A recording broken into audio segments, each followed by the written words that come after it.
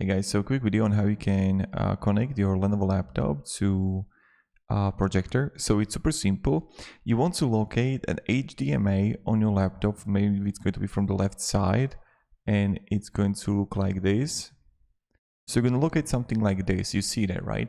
And then you need to then locate on your projector HDMI. And here you're going to find it also the HDMI port, and you just want to connect it with the HDMI cable. But what can happen is that you're not going to have the HDMI, for example, on your Lenovo laptop. Maybe you are going to have VGA port. So maybe you can have something like this. Therefore, you want to locate also on your projector if you can have VGA like this. And if you don't have it, you can also have like DisplayPort.